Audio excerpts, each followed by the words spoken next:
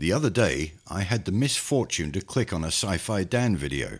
He was reminiscing about his interaction with flat earth channels and wondering what happened to them. His views seem to be going nowhere fast.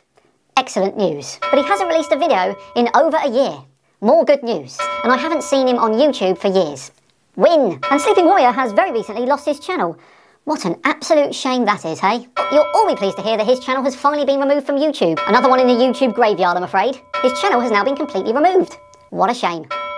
Taking pleasure from the demise of some channels is pretty low, to say the least.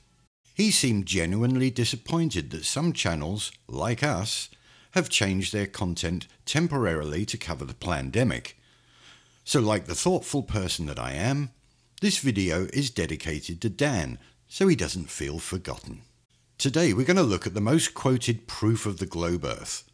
Ships disappearing over the horizon. As in horizontal, meaning straight and level, Dan.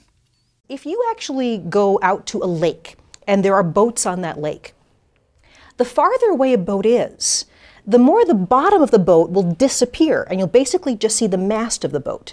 And as a boat goes farther and farther away, the last thing you will see is the very top of the mast of that boat. And that's because the boat is actually going over the horizon that's curved. That's curved. That's curved. That's curved. Many experiments have been undertaken proving that it's perspective that makes the ships disappear and not curvature.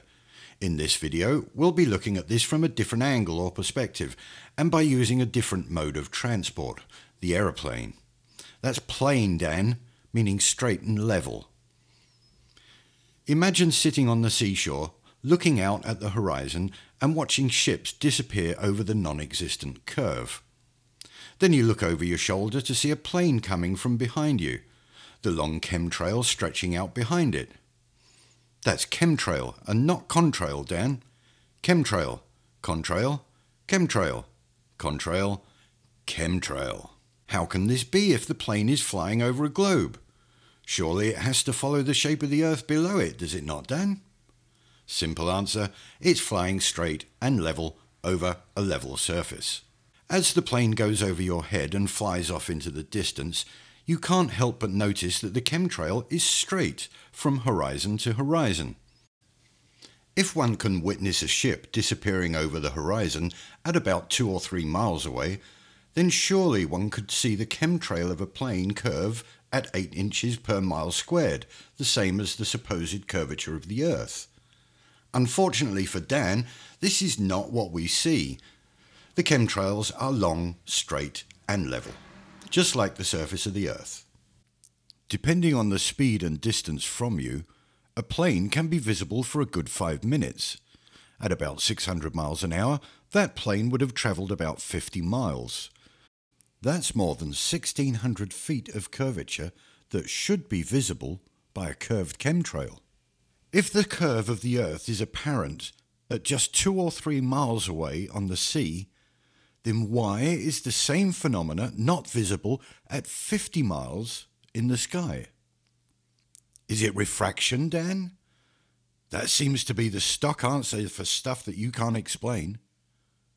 When can you see the chemtrail curve, Dan? When it's perpendicular to you? When it's parallel to you? Why do we see this when we should be seeing this? Evidence of curvature at 3 miles, but none at 50 miles. Oh, great and wise NASA Oracle, Dildo Dan, please enlighten me.